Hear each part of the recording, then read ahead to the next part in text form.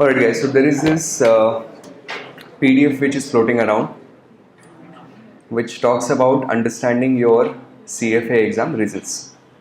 So as we know that this year their result reporting mechanism and presentation is going to change.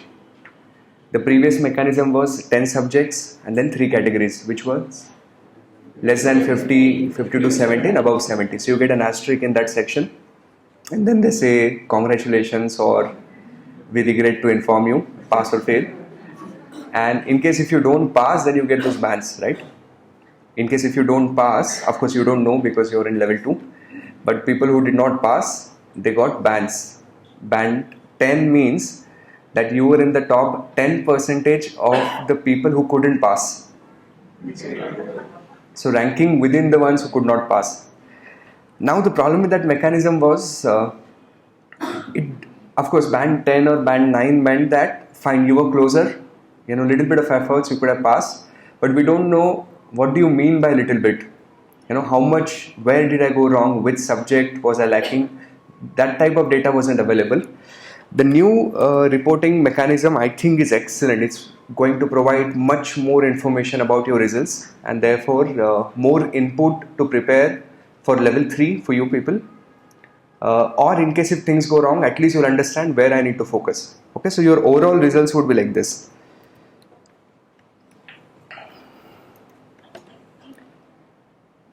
So there would be a MPS, which is minimum passing score, and then there would be your results, not someone else's result here. Okay, and if the results are below the MPS, that means not passed. The person who's got these results, he's failed the exams. And if the green line is indicative, but the green line happened to be above the MPS, then you have passed. This is one. But apart from this, they will give you 3 additional data points in this. What they will give you is, so look at this now. They will give you one line somewhere here, and this line would essentially be a 90th percentile line, and then there would be one more line somewhere here. Okay, and this would be a 10 percentile line. Do you know what that means? So let's say if we rank all the people, not rank in terms of the marks that they have scored in totality basis out of whatever number of questions, then the starting from top, so the top guy is 100 and then 98 and 99. So this is where the 90th percentile guy was. You understand that what that means? That means there are 10% people who are above him. Is that making sense? And then from the lowest, the one which had the 10th rank. So that means there are 10% people who are below this line.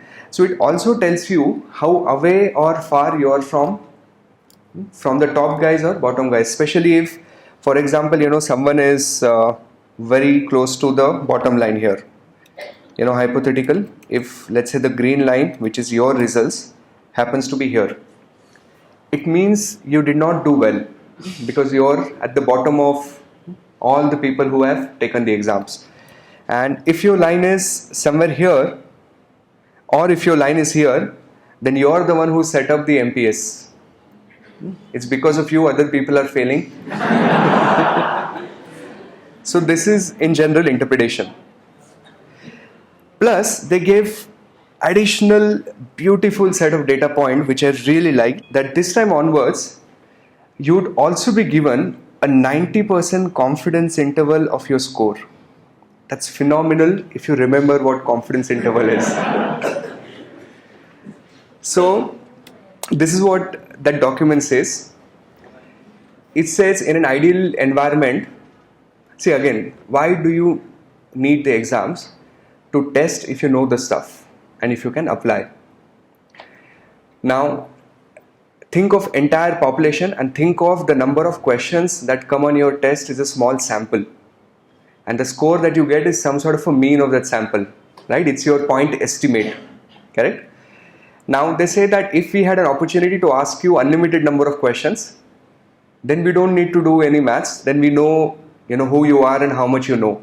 But we get opportunity to ask you only limited number of questions. Now it is quite possible that the results turn out to be favorable for you, because let's say number one, that you got lucky and the questions that you randomly marked turned out to be right. So you just went to the exam hall and said C, C, C, C, C, and you got lucky and you got those questions right. Or that we tested questions from those learning outcomes that you were well prepared on. For example, CAPM. So they asked a lot of questions on the formulas that you knew, and automatically you scored well there. Or third, you were well slept before the exams, you ate well, you were feeling healthy, the exam environment was very nice, so you scored well. Unfavorable could have been that whatever guesses you made, those went wrong. Possible? Or we tested from those learning outcomes on which you were not prepared, so you got unlucky. You left only 2 learning outcomes from a topic, and then there were 2 questions from the same learning outcomes. So same person, same time, but a different paper, your score could have been different, which means your score could have been either in this range. So that's like a confidence interval. That's beautiful, because think of a person here. Okay, so let's say some candidate happens to be here, right, very, very close, and his confidence interval happens to be slightly above the minimum passing score. What it tells us is that the same person, same environment, but maybe a different paper or a different environment, he could have passed. Correct? So that means you were very, very close, your preparation was also alright, you would have passed had you been a little lucky. That's what it says. So now these are additional indicators for you to prepare for your level 3 exams or future exams, or even if things go wrong, you get more information here. Do you want to ask any questions on this? Okay, now this is total wise. Now how about subject wise results? You would also get subject wise scores, which would be like this. Now listen to this carefully. One thing that I really enjoyed reading in that text, it said that there is no minimum passing score for a subject.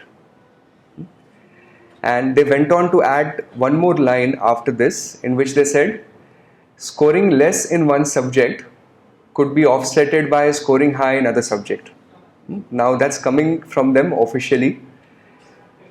So, but when your results would be reported, they would be benchmarked against a 70% score, which they say is arbitrary. But they say that there would be a line in your subject-wise score for 70%.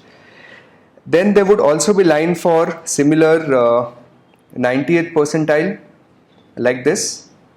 So this is the 90th percentile. And there would also be one for 10 percentile.